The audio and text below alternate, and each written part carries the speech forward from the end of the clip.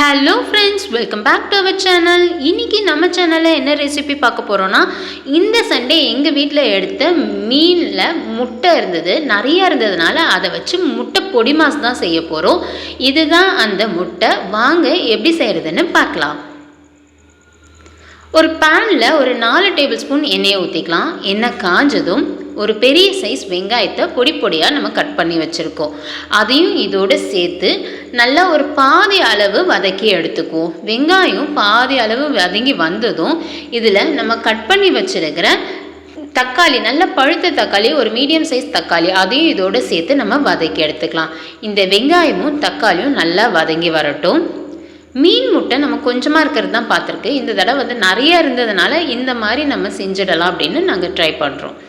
இப்போ இது கூட கொஞ்சமாக இஞ்சி பூண்டு பேஸ்ட் போட்டு அதோட பச்சை வாசனை போகிற அளவுக்கு நம்ம வதக்கி எடுத்துக்கலாம்.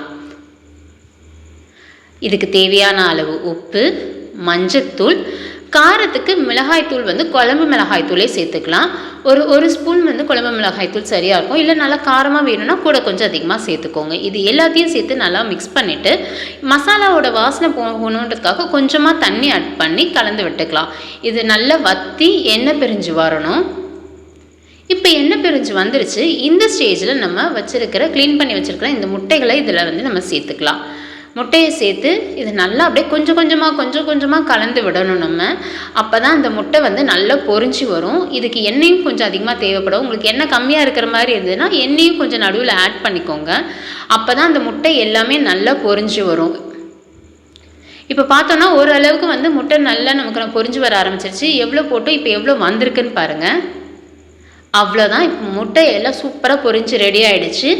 மீன் முட்டையோட பொடி மாசம் நமக்கு தயார். நல்லா சூடாக சாப்பிட சூப்பராக இருக்கும். உங்களுக்கும் இந்த மாதிரி மீன் முட்டை நிறையா கிடச்சிது அப்படின்னா நெக்ஸ்ட் டைம் இந்த மாதிரி ட்ரை பண்ணி பாருங்கள். இந்த வீடியோ உங்களுக்கு பிடிச்சிருந்ததுன்னா லைக் பண்ணிக்கோங்க. உங்கள் ஃப்ரெண்ட்ஸ் அண்ட் ஃபேமிலிஸ்க்கும் ஷேர் பண்ணுங்கள். இன்னும் நீங்கள் சேனலை சப்ஸ்கிரைப் பண்ணாமல் இருக்கீங்கன்னா சேனலையும் சப்ஸ்கிரைப் பண்ணிக்கோங்க. இதே மாதிரி நெக்ஸ்ட் வீடியோவில் பார்க்கலாம். தேங்க்யூ, பாய்.